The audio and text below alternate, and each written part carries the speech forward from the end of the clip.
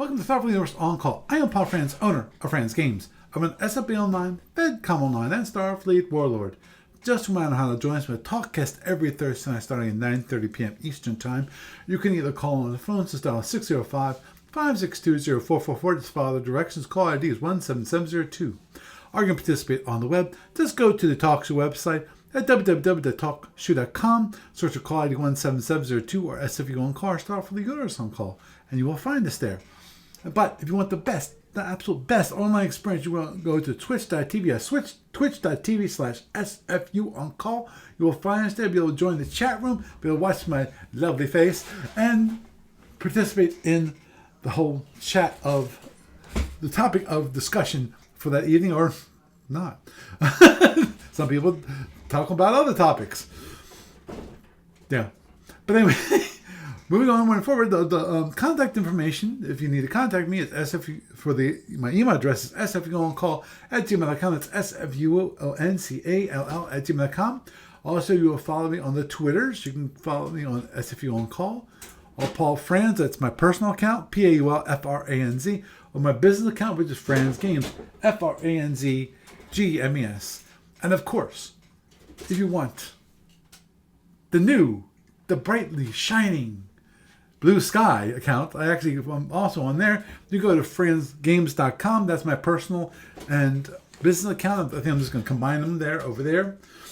And also my podcasting account, which currently is sfuoncall.bsky.social. Hopefully I will be changing that in the near future. Just got to spend the 10 to 15 minutes of concentrated effort to work on that. And of course, this lovely talkcast gets turned to a podcast available on iTunes and various other feeds around the net. Some quick news from ADB that I missed from last week, and I apologize that I missed this last week. Maybe. Actually, I don't. Well, I think I missed it. Which was that the ADB had a meeting. Big surprise. They're busy. They have a meeting. Shocker. And they worked out a 6-product plan I'm assuming the 6-product plan is for this year, or at least that's the priorities to get done in the future, i.e. this year. Hopefully everything gets done this year. First one, Ryan Master Starship book, which is currently in Gene's lovely hands and working on proofreading it. Also, the next one is F&E Civil Wars, which is on Duck Strong's staff. They're doing that, of course. And then there's the Rumors of War, which I mentioned actually last week, which is being done by Daniel Cass. That's, of course, Star Armada. And Albert is working on a Call to Arms Book 3. I don't remember what's in Book 3. And Steve Cole is going to be working on Captain's Log number 55, the double nickel. The Captain's Log that will yet to actually show its lovely face. Also, Steve Cole and Mike West are working on Federation Commander Booster number 40. So hopefully we'll get another stack. Actually, I'm not sure what they're going to do with a Booster Pack 40. Because if you have a booster pack, in my mind, you'd have to actually print them out. You'd actually have to have cards that you'd sell. It's either that, or they might just do it as an e-release, in which case it's a lot cheaper, and then you have to print them out yourself. And I see Master Starship book is currently waiting for Gene to get the proofreading on that. But of course, he's currently focusing on the Orion. And after the Orion's done, then she'll work on the ISC. Steve Petrick is going to be working on an SFB module. Steve Cole totally whiffed on this and forgot about it. But more importantly, for those counter people the counter addicts out there, they got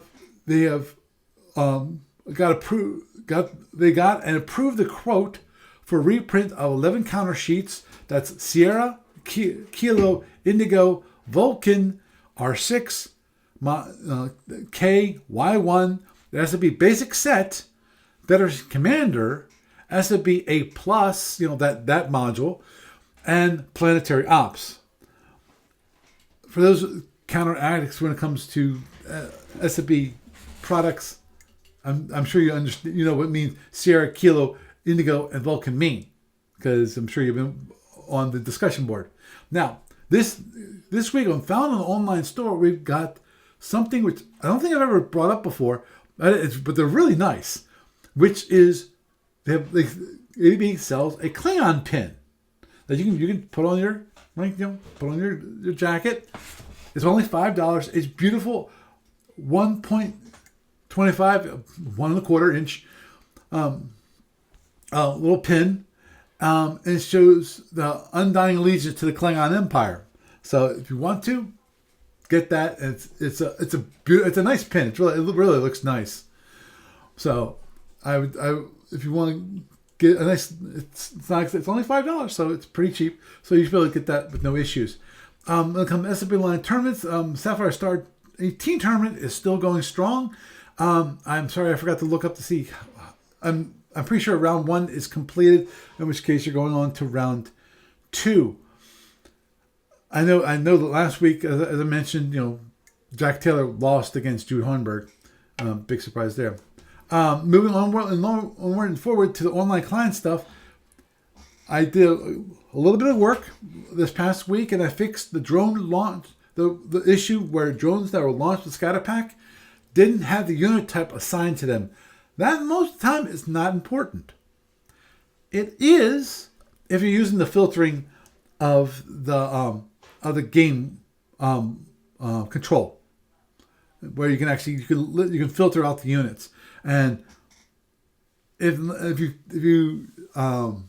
do a filtering, I'll say, okay, you want to show like the drones, and they will disappear. They won't be there. So that will be fixed. Obviously, the one issue here is that if you have an ongoing game that has those drones, they won't fix that problem. They only fix it for future games where you actually launch from a ScatterPack. Moving on forward, okay, when it comes to the library report, there's nothing new, no updates. I'm waiting, as I mentioned last week, I'm waiting for the general units to be updated, which I'm hoping Matthew Potter can get around to. I know he's obviously busy with the campaign with Frank LeMay. So hopefully we'll get updates to fix all those issues with the general units that use race-based refits. And of course, no updates when it comes to FedCom library. And with that is the news for this week. And it's me, it's the one and all Paul friends, welcoming you to Star for the Universe On Call. And tonight, we have Doug with us. Say hi, Doug. Hi, Doug. And we have me. And that is all she wrote.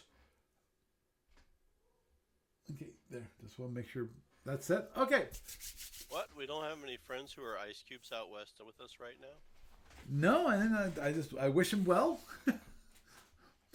Because Lord knows he's on those the frozen tundra of the country. Hopefully his truck is working well, and he's nice heated cab, and he's driving down the road nice and safe.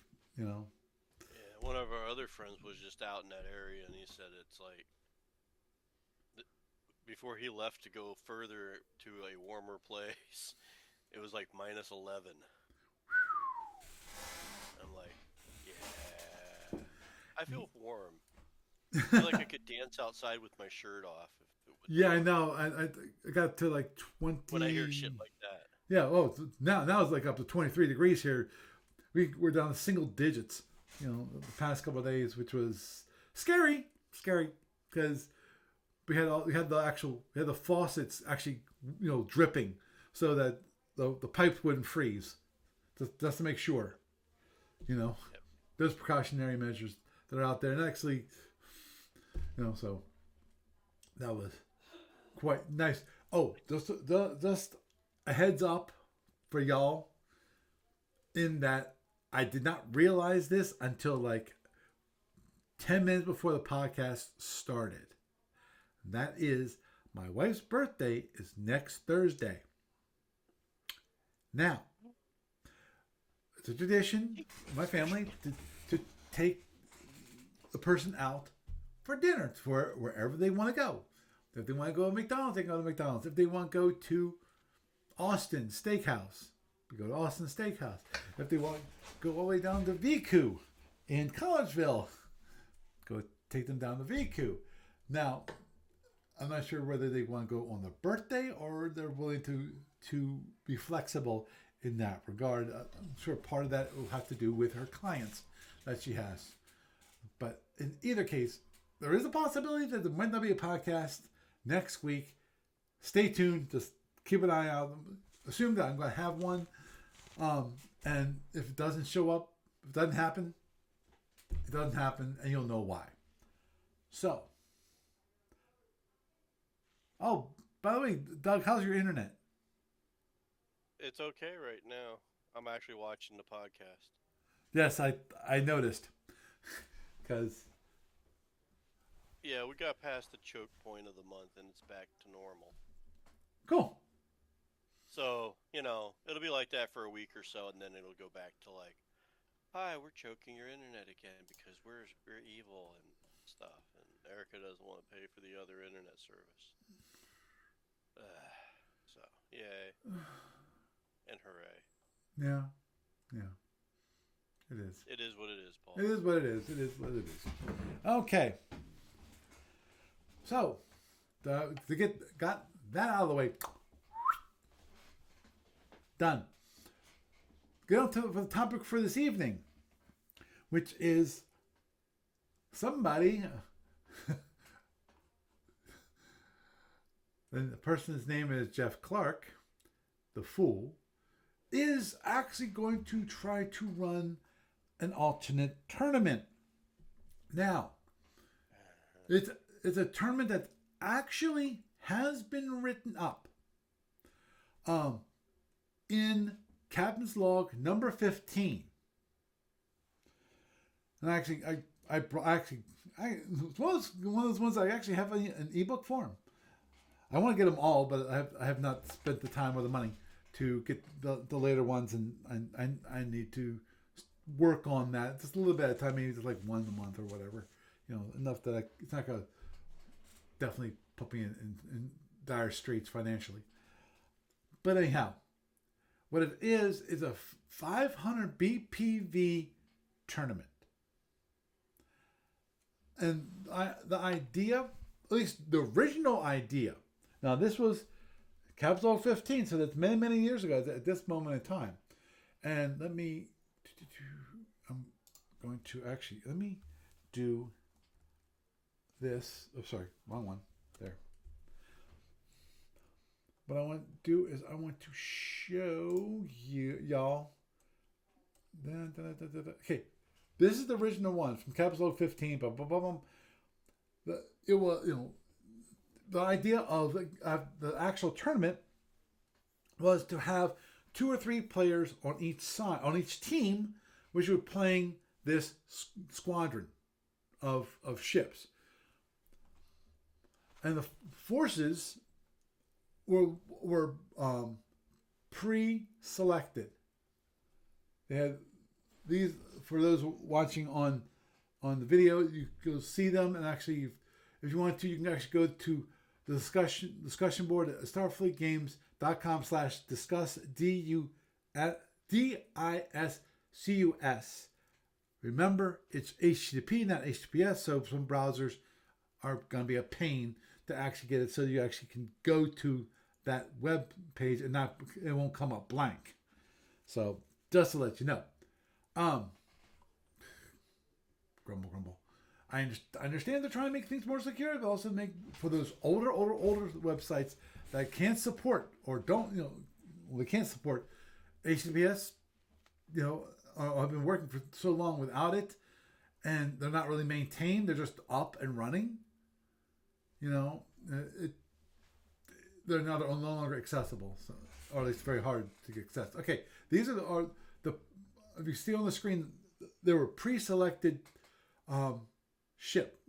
fleets, and for example, let's get one. I'm gonna make one. I'm gonna go for simpler ones. not the ones without drones. Simplifies things greatly. For example, the Ramen Kestrel had one KRL with an MRS, one K7B, one KRB, and 3 T-bombs distributed among the ships. That comes up with 499 points. And that's pre-selected. The players have no option when it comes to changing what is selected. That's what you get. It's also, the year is Y174 is what's assumed for all battle forces. Therefore, if there's a Y175 refit, that refit's not available.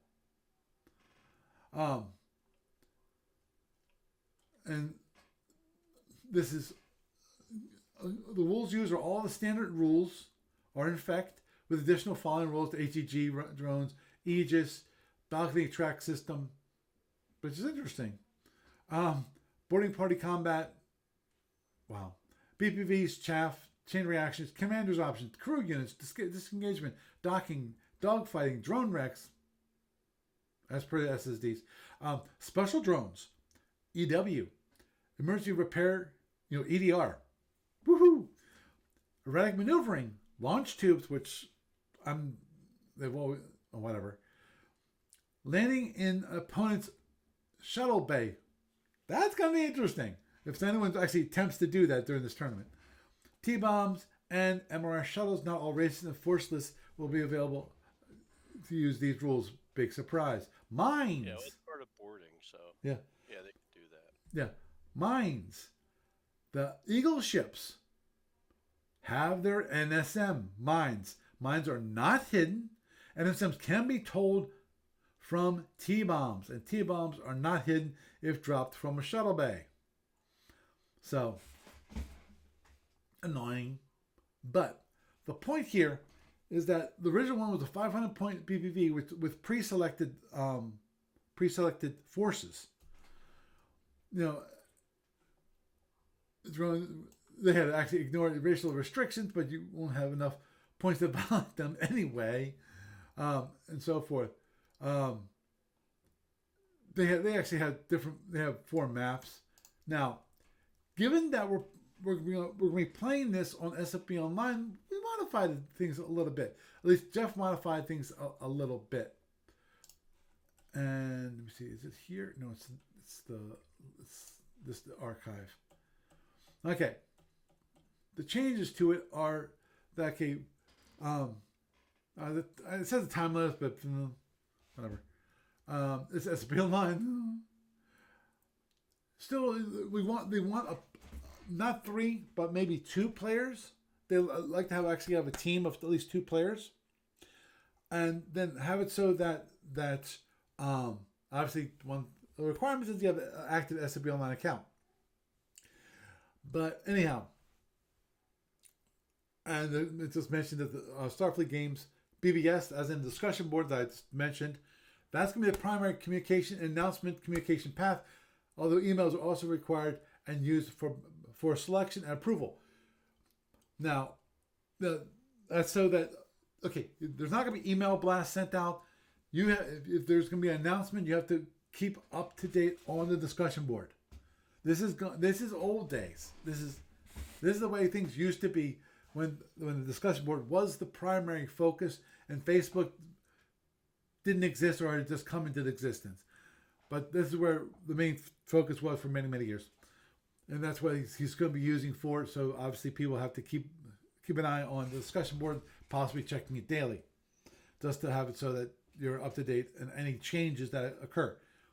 But to the point, the one thing that was mentioned, I don't see in the rules at the moment, and I'm not going to go looking through them, but I did read it, which is the whole idea of having at least 2 players, because he said 3 players is a little bit crazy, but 2 players because of this scheduling.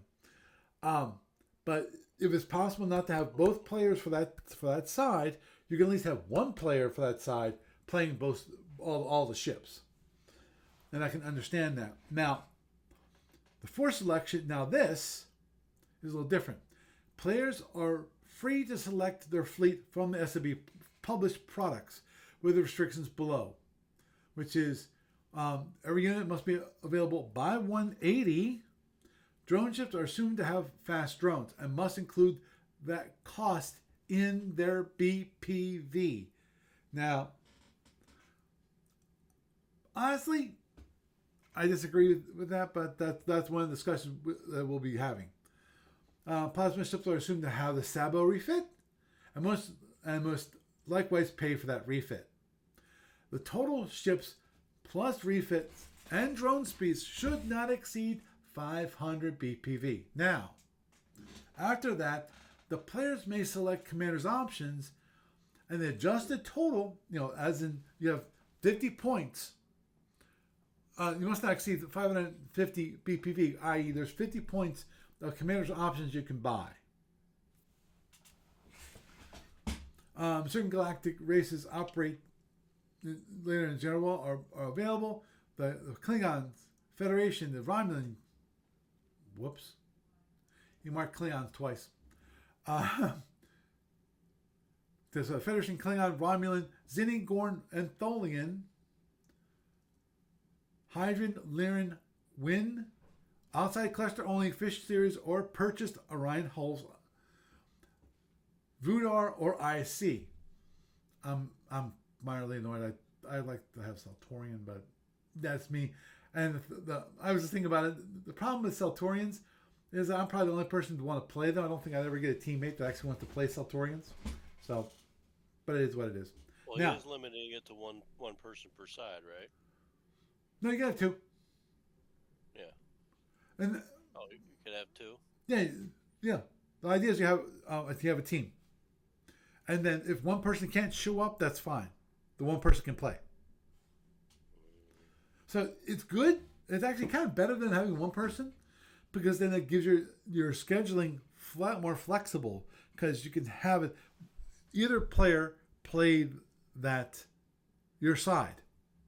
So which I think is a good thing. Obviously they like to have, if you could have both players there, but if you can't, they give you more flexibility when it comes to scheduling, in that you can only have one player. Now, okay. The important thing about force selection is size class 2 ships are prohibited. That means you can't have dreadnoughts, you can't have battleships, you can't have these larger ships, the really large ships. At a limit of 2, size class 3 ships may be selected. With at least one size class 4 must be included. True carriers, escorts, PF tenders, mine layers, sweepers are prohibited. And only Hydran fighters and Lyran casual PFs are permitted as non-ship units. However, one MRA shuttle is available per fleet, may be chosen as part of the commander's options. A single limited availability ship may be selected. For example, leaders, prototypes, maulers. I'm not sure why you'd ever want to select a mauler, but okay. I know why. Why? Because you're really good at blowing stuff up. Yeah. In a very tight time frame. True. Ships with stasis field generators. There's gonna be quick. Ships with shock, like the Federation BCJ, the Romulan KHK, that's the Killer Hawk, or the SPJ, etc. But no conjectural ships, and the judge reserves the right to reject any selection that is not compliant with these rules. I.e., you have to submit your ship selection and your commander's options to the judge for approval. And big surprise that all ships are considered fully repaired and reloaded between the rounds. Drones, you can exchange 2 Type 4s for 2 Type 1s for 1 Type 4, maximum 4 per ship. No transfers between ships, but do not gain any BPV by doing so. And you also could select special drones by using racial restrictions and limits. So those are there. And it's talking about the 4 maps will be used. I got to find out how it's going to be using those maps. Because originally he said that it was just going to be using a large map. Now it's mentioning 4 maps. There should be floating maps too. Then. No, the map is fixed and does not float. I thought you said there's disengagement. Yeah, and any ship which disengages in any other directions can basically you can disengage from a certain the direction you came in basically, and if you don't, they're considered destroyed immediately. And basically the rules allowed are pretty much the same, though PFs and PF operations are allowed. And does it say here? I know it was discussed. Dun, dun, dun. So now, how many people does he have signed up already? He considered anyone who was interested. Is asking for fleets, which are let me look. He had a list of people. Oh, okay. So he does have interest. No, he does have interest, including me. What were you thinking of running? Well, as I said, I wanted to play Sultorium, but that wasn't going to happen. Do they have a drop? We have 10. We have Peter Bakia, Justin Reuter, Seth, Mike Erickson, Eddie Crutchfield, Douglas Lampart. Wow, I don't know him. Alan Trevor. He might. Gregory Flish. He's new. Don't know. Carl Magnus, and of course, moi.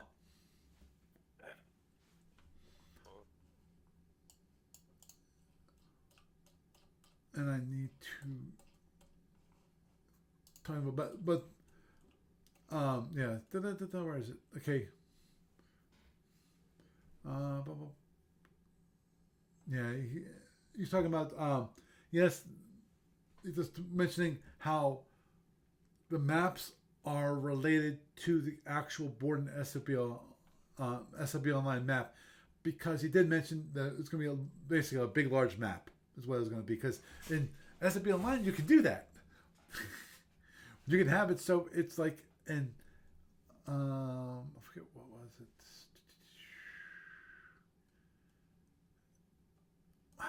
It was like 82 columns and 40 rows, something like that. Might have been larger.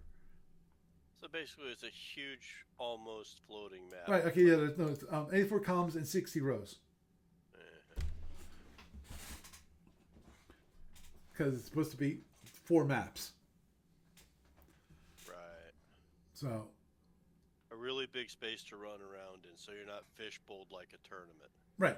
You are kind of fishbowled, but you've got a lot more room.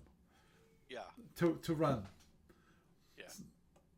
So it's not a small fishbowl. Also, one thing that Steve Cole did mention early on, which was where is it? I don't want to misquote him. There it is. There was a few comments. It's player design no force, but by that means not at the ADB office has to check the math. Obviously, that is planned for. And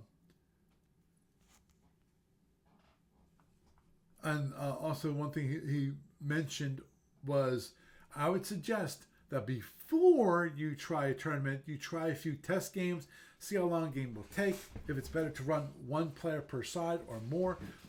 If any special rules cause an increase in playing time, you might want to skip them. In fact, I would tell you to try at least 1 test battle, Fed versus Klingons, and then a second one, Fed versus Romulans, and then review the decisions of how you're forced together. And I agree with that.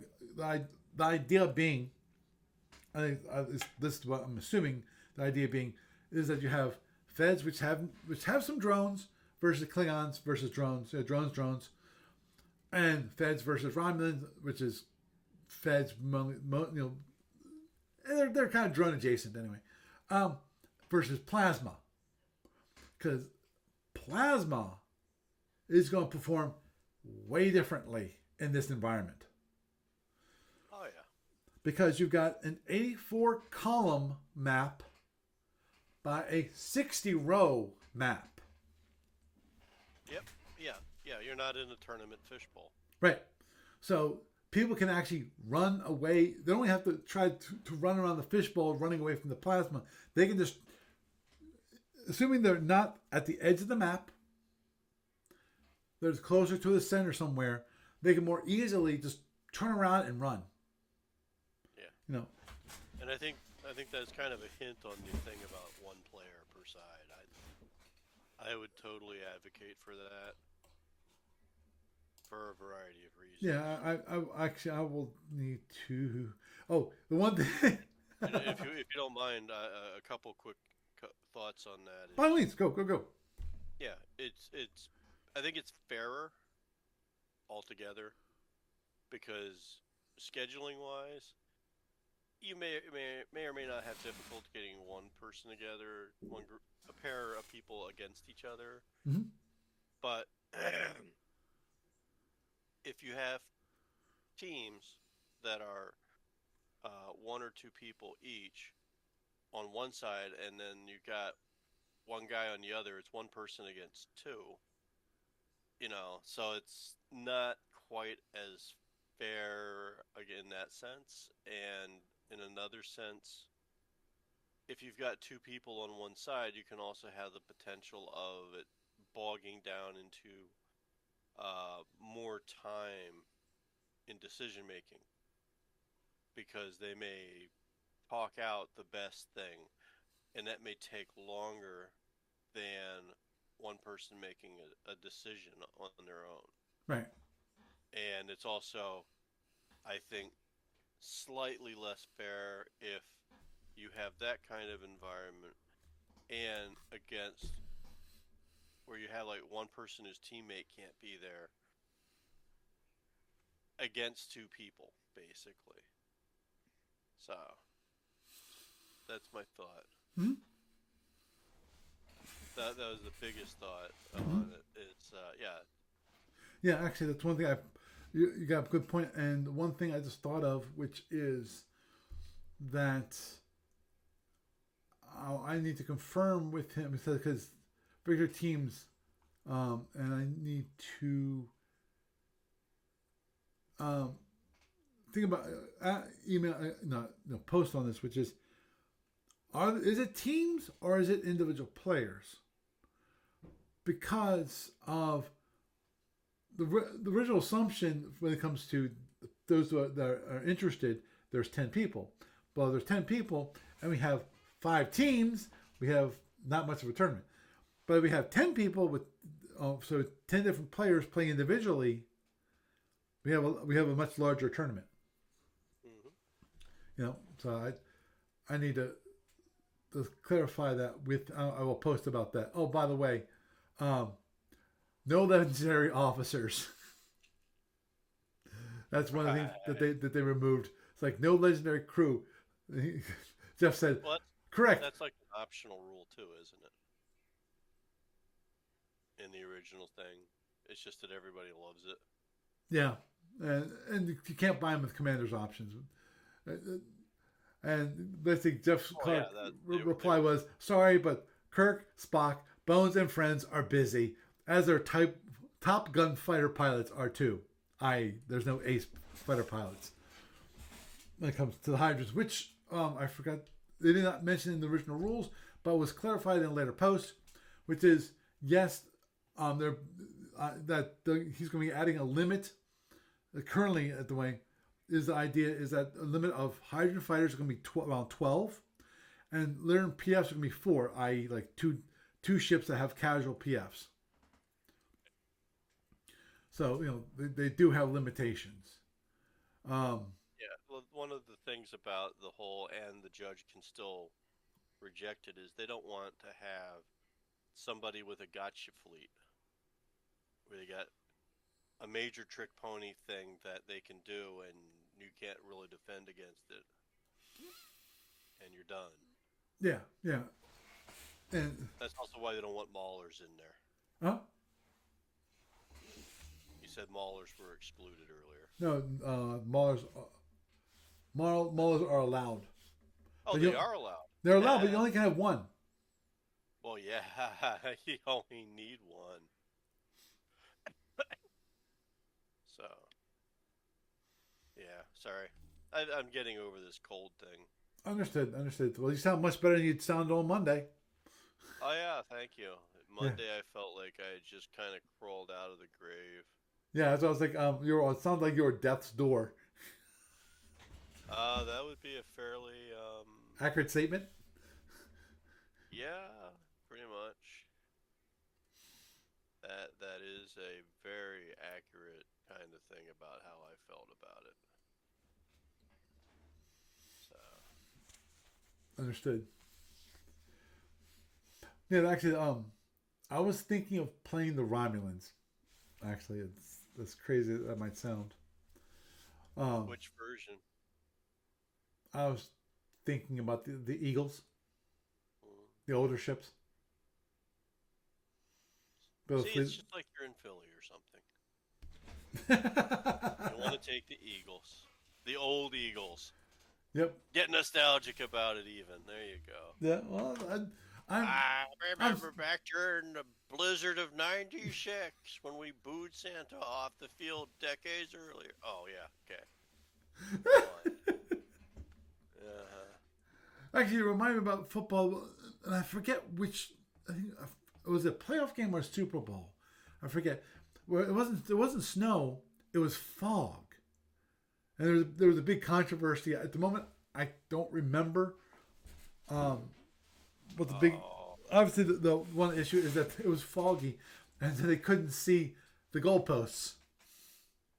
So kicking a field goal was really hard from the field. You could see it at the end if you're at the end zone, but you couldn't see it like when you're trying to kick it at the 40-yard line. You gotta say, okay, it's somewhere between there and there. So you had to rely on memory, basically. ah, Well, that's one thing I'll mention it really quick about the Eagles game, which was they had snow because of course they're doing on Sunday and Sunday for those listening. I think in my neighborhood we got 6 inches of snow. I don't think Philadelphia had got that much, but still they did have snow during the whole thing. hey, I was surprised. We were expecting about the same, and Erica stuck a ruler in the yard, and we Yep. had 10 inches here. Yep, I saw the post on Facebook of, Yeah. of the ruler, and it's like they predicted 6 inches. It's like yeah, a little more. Uh, And to be honest, I'll be honest. I'm doing it from my own estimations, and not the official. And I didn't do anything like your dear sweet fiance, and actually got a ruler out. So it is possible that it wasn't 6 inches, but when you're shoveling the snow, you notice how thick it is. So, well, I did it twice because I knew the prediction was somewhere between 5 and 8 inches. So I figured, okay, after a certain period of time, I need to go out there. If I'm going to use a snow shovel, I need to get out there early before it gets too deep and shovel the snow. So I did one time, and then it snowed some more, and I did it again. Fortunately for me, that the snow was that powdery stuff. oh, So good. so it wasn't that dense, heavy stuff that just it's like oh, it's awful. So I was able to easily push it off the snow. Now the only reason I was using a snow shovel is because my snow blower, one of the tires is flat, and I haven't got it repaired yet. And my dear sweet wife fussed at me for not getting repaired. Now the question is, which I actually was talking to somebody about today, which is, question is, of course, is will we actually get more snow? Or wow, was that the big snow that we're gonna have for 2025? At least for this Oh, this heck this no, winter. you're going to see more snow, buddy. This is only January. Yeah. Yeah. Well, Yeah, I know we've infamously had a whole bunch of years where we've had a nice Indian summer here and there, but that don't mean it's going to be like that. No, no, no. No, we got more coming. You know it's going to happen. I don't know if it's gonna happen. I'm just hoping that it doesn't. I wouldn't bet on a particular day, but I would throw money down if I was a throwing money down kind of guy on the weather. That in favor of, yeah, we'll see more snow this winter yet. Just have a feeling. I Yeah, I understand. mean, it took a little while for us to get a really good one, but Yeah, we've had a few, yeah. We've had few little ones, and around 3 times it snowed so far this season. I wouldn't be surprised if we see a bigger snow later on this winter. And the thing is, it hasn't all melted away yet. Yeah, because it's been cold, cold, cold. Yeah, I mean, we have long-term weather cycles, and some of those long-term weather cycles we'll have those warm winters for like 4, 5, 6, 7 years in a row, and then we'll cycle back towards very freaking cold winters. It's something like around a 20-year cycle. It's directly related to the sunspot cycle too, coincidentally enough. Hmm. But that's a whole other topic and not the purpose of your podcast. True, true. So you were thinking about old Eagles. Yeah, You should use green minis, green and white. You can do it. You can do it. You can make them custom. that is true. If I wanted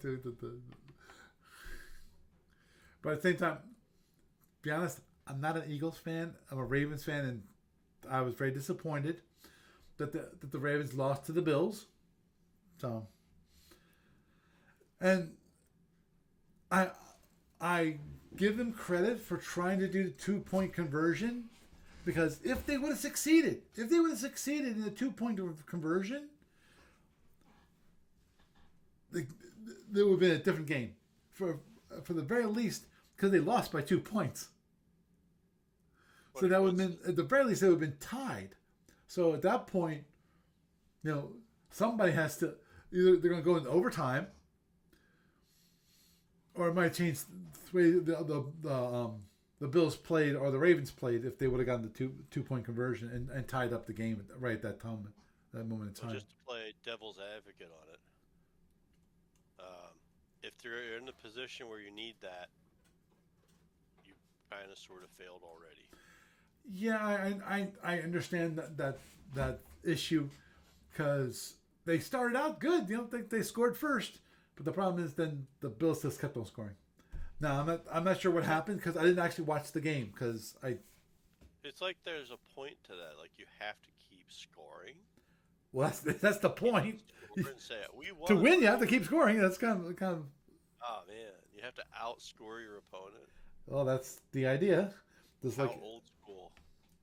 Don't they all get trophies for winning, for showing up? don't go there. Just don't go there, because. Everybody wins. Okay. No, everyone's not a winner. I'm sorry. Try again. You need winners. You need losers. How can you have people strive to get better, to improve, to try to win, if you don't have them actually lose? But Yep. I digress. Got it. So, yeah, I did a little bit thinking about it. Not last I think it was the last night or the night before. I was doing some number crunching, and I just realized after I reread the rules, it went, dang, can't have that force. Too many size class 3 units. Limit, because he wants to limit the size class 2, size class 3, and I understand the whole idea, because I think I'm one of those people that came up with the idea. Just because. 20 snipes, isn't that okay? What's that? I brought 20 snipes. What's wrong with that?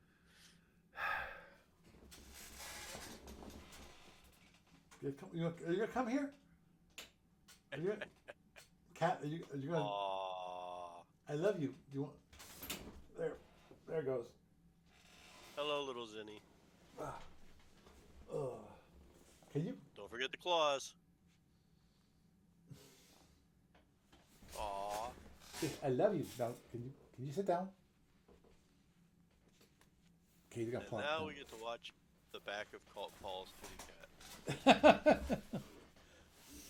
Because he is a numbnut. Yes, you are. Actually, the funny thing is, I was at Petco 2 days ago. Went there because I had time. I wanted to see if they had the filters that I need for the kitty dish that I have, and they didn't. Big surprise. But they had a cat that looked just like him. So I was like, I definitely could not. If I wanted to pick up that cat, I could not pick up that cat because I get those two confused so much. Oh. Yeah, he is a spoiled little spoiled kitty. Yes, you're spoiled. I wouldn't call him little. He's getting he's a full grown cat at this point. This is the second youngest. The youngest we just got this coming up on a year ago. They'll still call that one the kitten because it's still hasn't, in my mind, still hasn't fully grown. This guy has. Now this guy is a lot lighter. I have a black cat, Saka, and that he is heavy. He's one you don't want to be laying on your chest. It makes it harder. It makes it kind of difficult to breathe. You know, that kind of thing. You look over and you see your water bottle, and the water does that thing like in Jurassic Park. Yep. Yeah, but because the whole limitation on one, get rid of no size class 2, and no, and then only 2 size class 3. The whole idea is you don't want just people picking the largest ships and surviving that way. The whole idea is this is supposed to be a squadron kind of thing. Closer, not exact, but closer to what would be considered a real squadron. Let go. Thank you. Uh-oh. Okay. There. And of course, there goes my headphones. Okay. Here, if you want to, lay there. Because actually, the funny thing is, one thing I actually started doing was I was actually looking into. Do I have it here? Let me just. This one. That's what I was looking at. This is, for those of you watching on the video, you notice that this is the call to arms rules. And I was just starting to read them. You need a minimum of 2 players, a flat playing surface, kitchen table will do, pens, papers, and recorded notes, and of course, you need some dies. Movement and firing, unfortunately, it's the 90 degrees and 180 degree arc kind of thing. But anyway, I'll move back to this, and that is this guy. and I was looking at, here it is, S8.2, command limits. The whole idea of command ratings and possibly having it would be requiring the command ratings. I didn't have a chance to fully read into it, but I was thinking about, that'd be one way of limiting what kind of force people actually were playing. Require them to follow the command points system. So that because the whole idea is that you have a number of smaller ships, and then after you have a certain number of smaller ships, you have to have a larger ship to command them. And then, of course, if you have larger ships, then you usually have after a certain number of larger ships, like size class 3, you have to have another larger ship to be the command of that one. That kind of thing. I didn't actually get around to reading the whole thing. And it talks about here battle groups. It's like the purpose of a battle group. A battle group consists of 6 ships, but count as only 5 for command rating purposes. It is in essence a way to replace 5 larger ships with 6 smaller ones. The forces of each side of the scenario may include one or only one battle group. So in this case, okay, it's reading up here. Fleets organized for combat, they usually include several elements. One of those may be the battle line, consisting of dreadnoughts and heavy cruisers. Another element usually is a carrier group, and the flag element, including the flagship and scouts. The special elements may be then created to conduct particular attacks, commando, drone bombardment, or mauler. But the rest of the fleet, what was originally the bulk of the fleet, would be generic light cruisers, destroyers, scanning screened flanks, close the gaps, or slipped in. These ships were generally known as the battle group.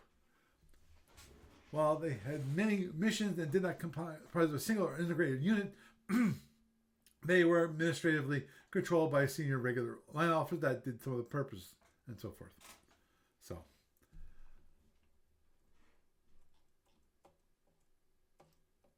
that it basically it's trying to, the idea, as I said, was to give the idea of groups and control and battle groups and limiting this kind of situation. That's what's going to read up, but I just realized this is a very large section on command and control. And I think just flat out limiting it to 2 sides class 3 would be great. Can I do? Let's go back here and go back to here. The one I wanted to do was possibly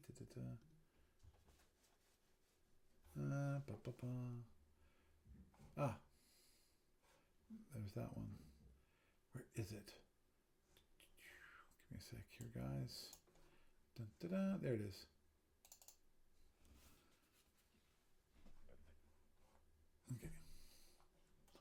Okay.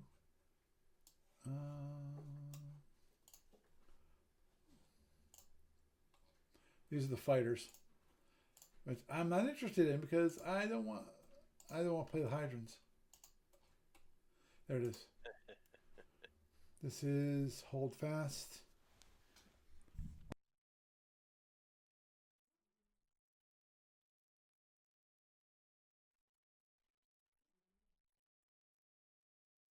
Okay, these are the PFs. Okay, I need to get close. I need to get further up.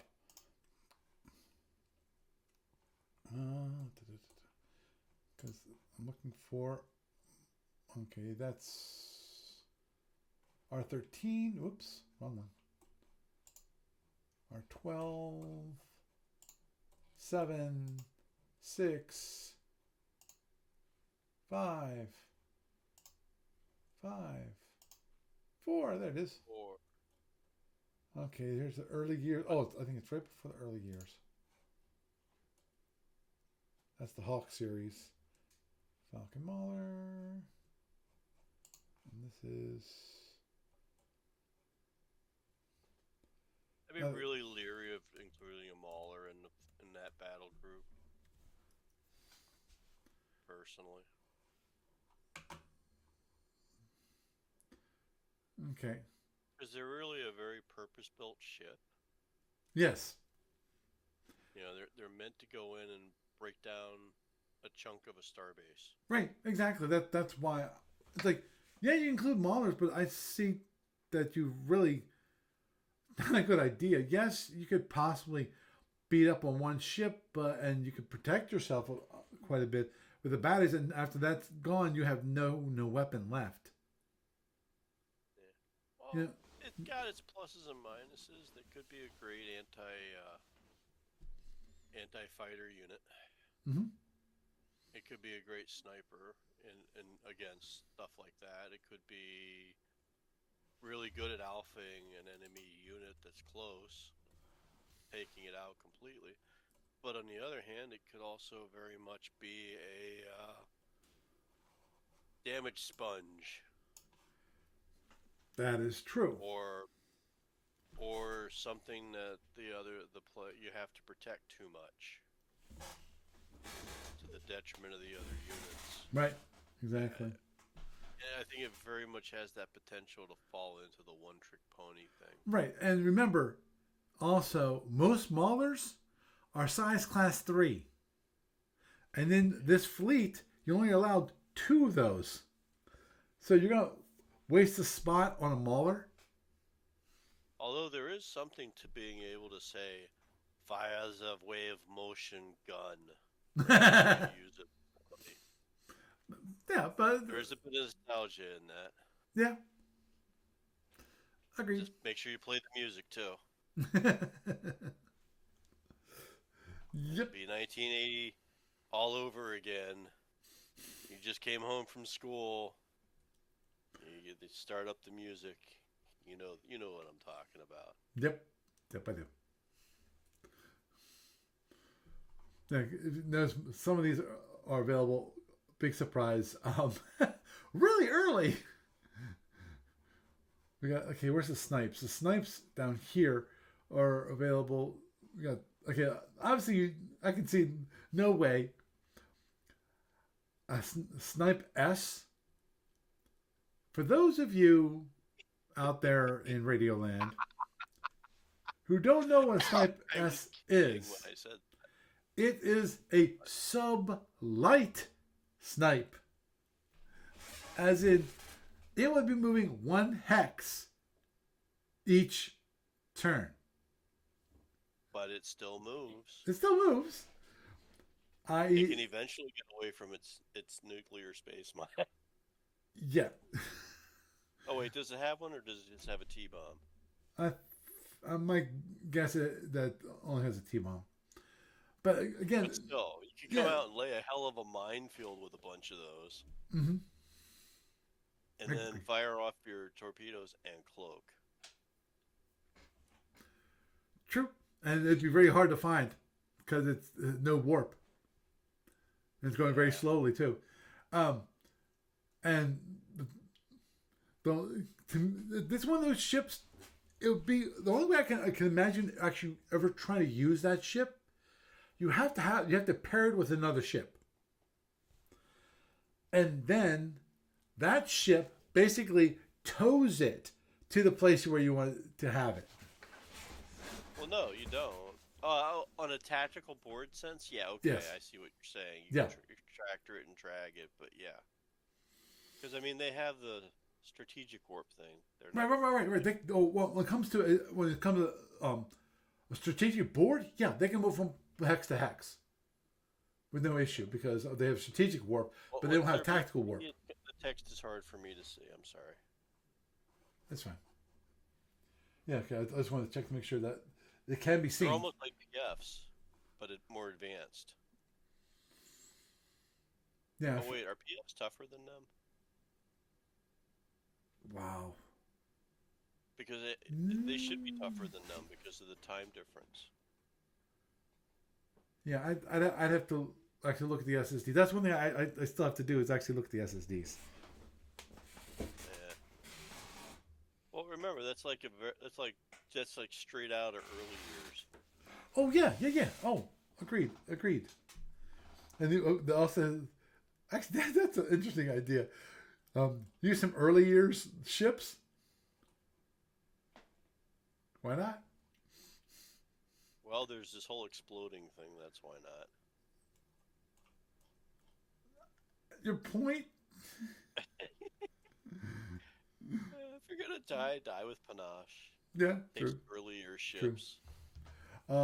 Yeah, then of course you have King Eagle, Warbirds. You got the War Eagle. You got the Vulture, which you can't use because it's size class 2. Um, oh, the Freighter Eagle, I think it is FE. Uh, That's why, or is that? I can't remember. It has the split, which means it usually the split means that it has um,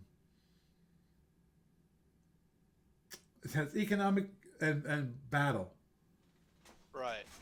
which usually indicates the special sensors. That's why there's like, what is it? Where is it? It was the Or CH. some other economic benefit Yeah, too. there it is. The CH. This guy, I know what that is. The CH is the Chicken Hawk. Has like half a squadron on it. You know. Dang, it's not available to 186. King Eagle, X ship. Can we move that date? Actually, Name your lead ship Foghorn. I truly I don't think anyone really wants to play with X ships. Even first generation X ships. You know. I think that would be awful overall. And BEV, It would basically crush the rest of the competition. which means that's a fighter. That's a carrier. Yeah. Module J2. Yeah.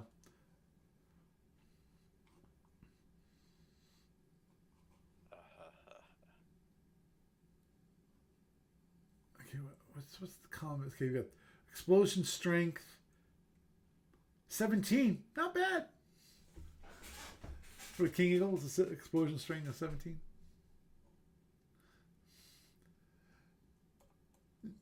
Sigh.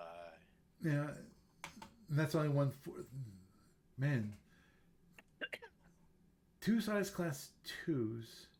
Yeah, that's it. But you're actually limited on the number of hulls, right? No, Just BPV. that's BPV, and you're You don't limited have. to 2 of the size class 3 hulls. Okay. You can have as many size class 4 as you want. Okay.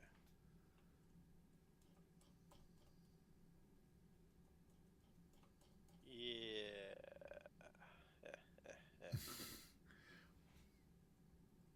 Got the Sparrowhawk. Sorry. Yeah, I'm sorry.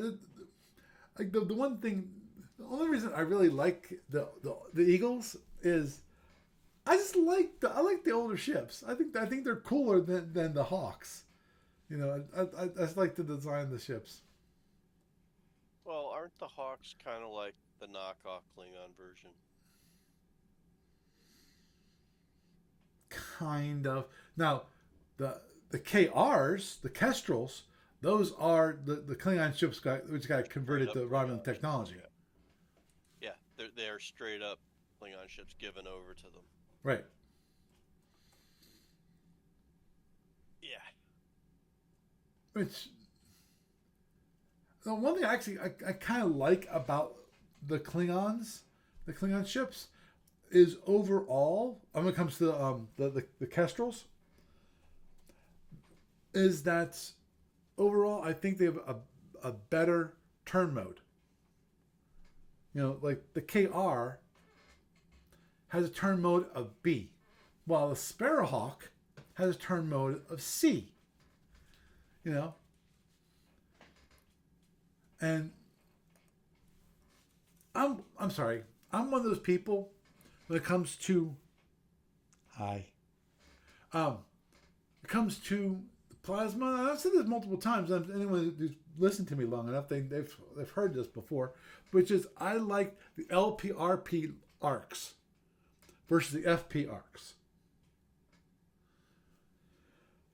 Because they're basically front half. So as you're going towards the target, you can turn left or turn right, and you're still be in. You can do the oblique attacks. Yeah. But with LPRP, the great thing is that if you turn away, you can still, as your rear shields, you can still launch a plasma towards your opponent. Which to me gives greater flexibility when it comes to your attack.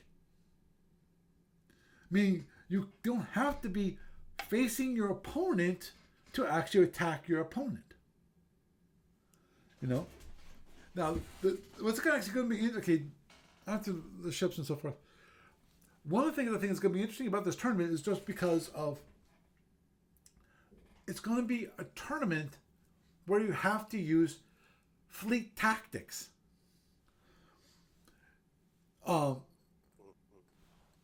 In my mind, okay, if you want to, you can do the super stack, big whip. I think it's kind of foolish to a certain degree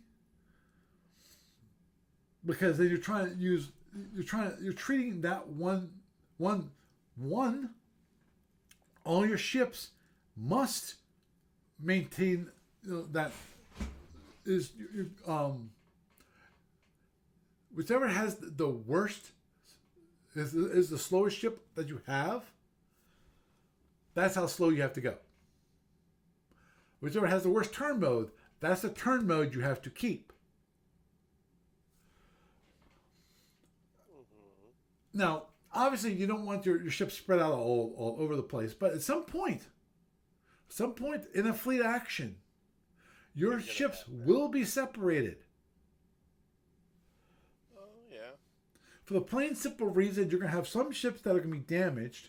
Now, the question is, at that point, especially in this context, what do you do with those ships?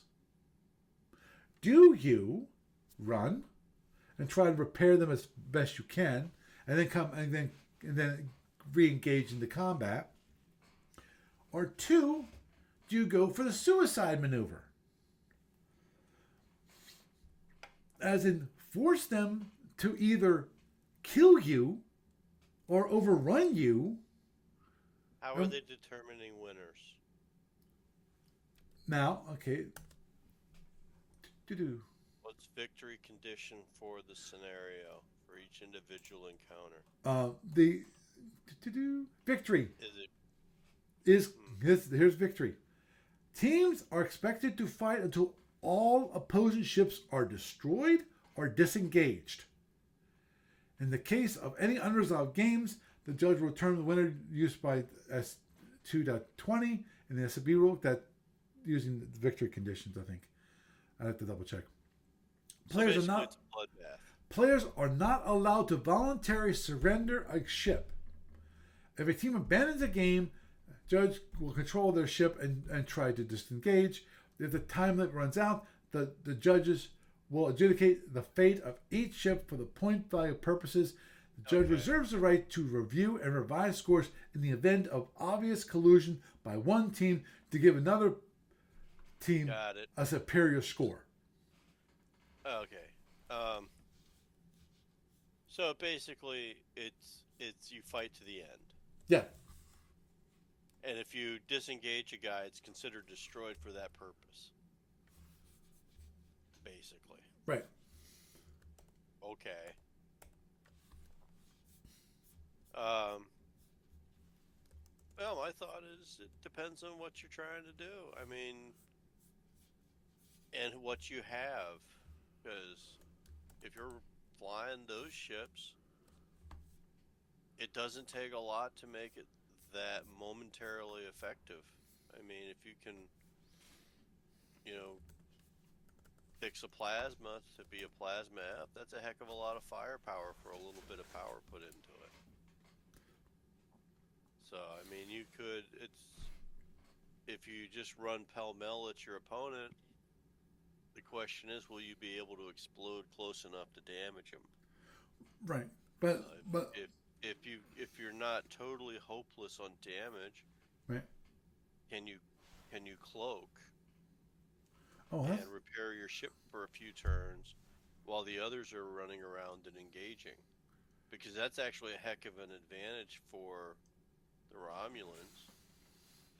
If you have somebody that needs to do 5 or 6 turns of repairing, and you're using standard rules essentially and not tournament rules, then as long as you're not getting penalized for excessive cloaking, right. yeah, go right ahead, because you can use your damage control to its max capability, which isn't a lot, but it'll let you repair X number of boxes on your ship. And you can also use your normal powered repairs to rebuild your shields for a few turns. Yeah. And come back and be in a better shape than, say, Mr. Federation frigate that's got 3 down shields and is like just a magnet for damage now. So. Yeah. And not only that, you can kick out all those mines, all those little T-bombs. You can make a nice mini minefield somewhere, and you throw out your minefield, you can use that to your advantage 9 ways to Sunday too.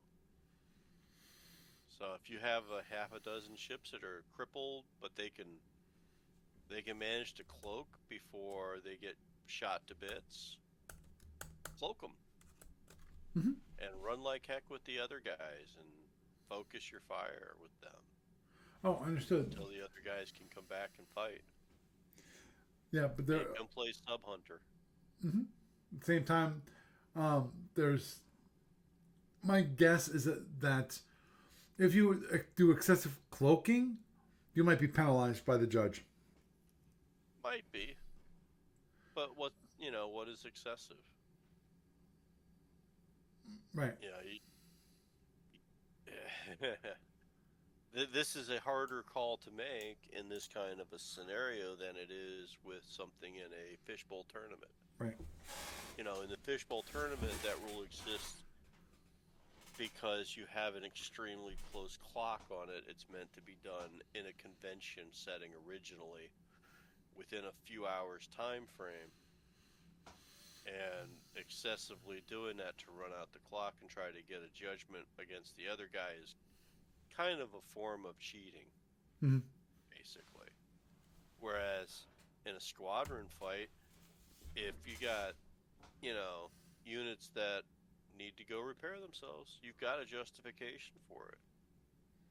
And you'll be able to bring them all back at a certain point in time where they'll be as effective as they could possibly be.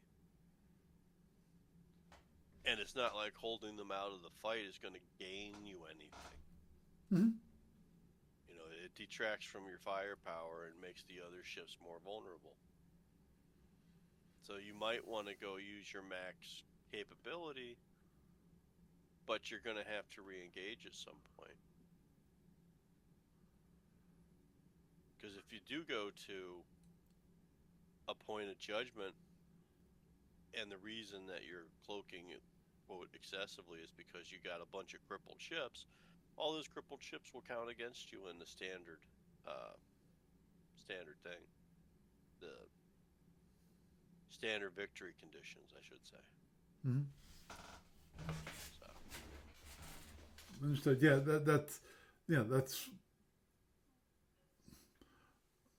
that's just to let you know. That's what S2.20 is in the SFB rulebook. That's standard victory conditions. Right, but they're only going to that. Right. If you don't have a resolved fight. Right. I mean, at a you certain have time. ships that are not destroyed or disengaged. So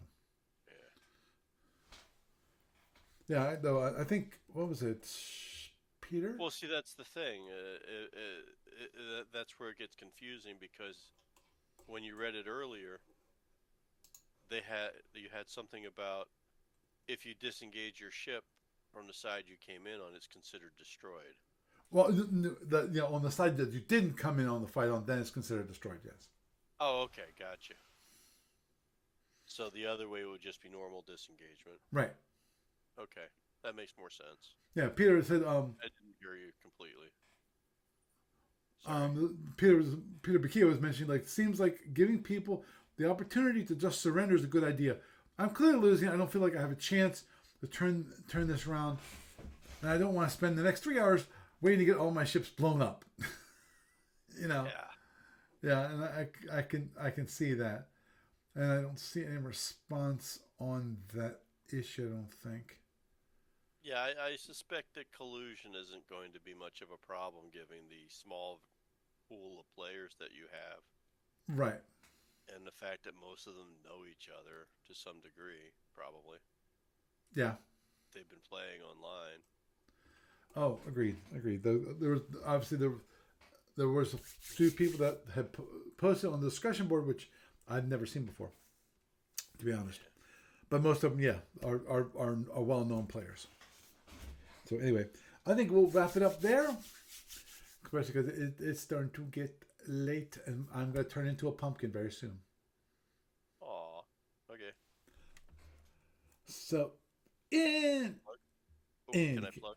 Can I plug? Yes, you may plug. Plug away. Okay.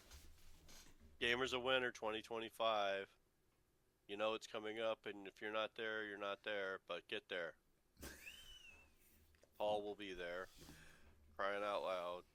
We plug this thing almost 6 months out of the year.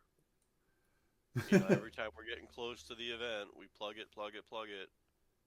We would love to see some of you guys come out for the event. Yep. And I know some of the people in the range of my voice are on the East Coast within a reasonable drive. I don't expect anybody to come in if they live in, Canada land or Seattle or California or Texas or... Well, California might be flying out here anyway just to escape all the fires. Yeah, but you know what I'm saying. Yeah. I don't I know expect, that might be a poor joke. So. And it's kind of crowd, but it would be nice if some of the folks that are fairly close by could stop in and say hi, blah, blah, blah, blah, blah. So I run that thing. It's there. Paul has table space. You guys can have fun. Yep.